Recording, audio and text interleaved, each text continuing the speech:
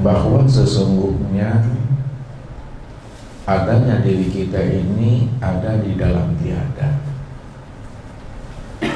Itu maksudnya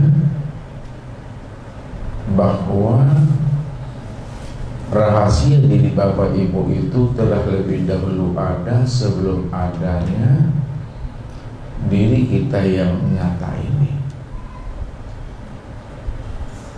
Jikalau diri kita yang wujud dan yang nyata ini belum nyata dan belum ada sebelum adanya yang ada, maka disitulah kita mesti mengenal dan memahami siapa sebenarnya rahasia diri kita ini sebenarnya. Karena diri kita ini telah ada sebelum adanya diri kita yang nyata ini. Ini yang Allah utarakan kepada kita ini, supaya kita mampu mengenal dan memahami dari setiap apa yang Allah sampaikan kepada diri kita. Apa kata Allah? Wa qad khalaqtuka min qablu wa lam taku syai'an. Aku telah menciptakan dirimu pada waktu itu, padahal pada waktu itu belum wujud akan dirimu. Jadi sebelum diri kita ini wujud, sebelum diri kita ini nyata, maka Allah telah lebih dahulu menciptakan diri kita itu sebelumnya. Yang menjadi pertanyaannya Bapak Ibu, diri mana sebenarnya yang Allah ciptakan sebelum nyatanya akan diri Bapak Ibu ini secara zahir dan batin? Inilah yang akan kita coba bukakan rahasia dirinya, supaya kita betul-betul memahami siapa diri kita ini. Orang yang telah mampu mengenali dengan baik, dengan sempurna pengenalan dirinya, insya Allah Bapak Ibu akan mudah untuk mengenal, menyaksikan, bertatap wajah dan ingat akan Allah itu. Karena dalam pandangan Ustadz Bapak Ibu, yang payah itu bukan mengenal Allah, yang payah itu bukan menyaksikan Allah, yang payah itu bukanlah berliqah dan bertatap wajah dengan Allah. Akan tetapi yang sangat payah itu Bapak Ibu adalah mencari dan menemui siapa diri Bapak Ibu itu yang sebenarnya. Ya. Kalau Bapak Ibu sudah mampu mencari, mengenal dan menemui rahasia diri kita sebenarnya, maka ketika itu Bapak Ibu dipastikan mampu bermusyahadah, mampu berliqah, mampu bertatap wajah dengan Allah itu. Itu artinya apa?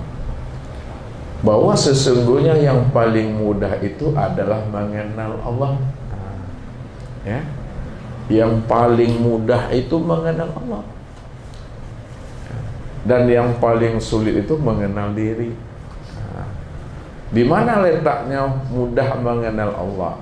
Letak mudahnya mengenal Allah pada saat Bapak Ibu sudah bisa mengenal akan diri, pada saat itu Bapak Ibu sudah bisa mengenal akan Allah itu. Jadi belajar mengenal Tuhan itu tak perlu rupanya Bapak Ibu, ya, tak perlu Bapak Ibu payah-payah mencari Tuhan, dan tak perlu belajar sebenarnya. Kalau bolehlah Ustadz mengumpamakannya, ya, membuat suatu contoh atau perumpamaan, karena memang Allah mengajari kita itu dengan contoh dan perumpamaan, dan Allah mengajari hewan ternak itu dengan cambuk. Ya, supaya apa? Supaya kita itu mudah memahaminya. Makanya Allah selalu membuat perumpamaan-perumpamaan. Tinggal lagi mau enggak kita untuk memahami setiap apa yang Allah ciptakan dan Allah jadikan pada alam dan pada diri kita ini. Bukankah Allah mengutarakan kepada kita awalam yatafakkaru fi anfusikum.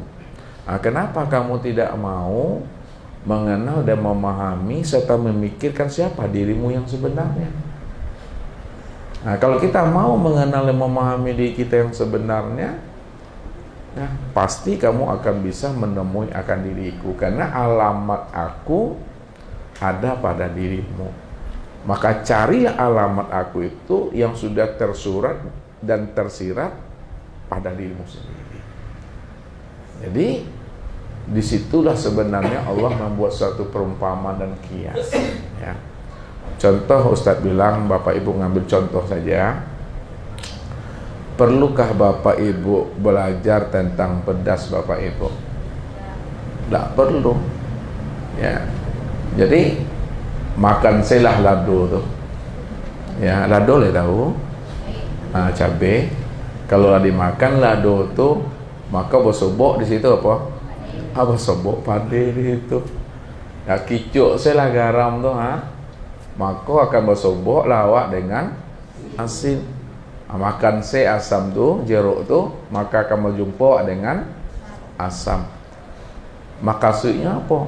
Kenalilah diri kita tuh, kenali diri awak pasti awak bersobok dengan Allah tuh. Aiko yang dimaksudkan oleh Allah melalui nabinya. Arafun nas man arafu li nafsi. Manusia ma'rifat, manusia yang arif, manusia yang mengenal itu adalah manusia yang mampu mengenali akan dirinya. Semakin kita silau diri kita ke dalam, semakin kita senter diri kita ke dalam, semakin tahu kita siapa diri ini yang sebenarnya.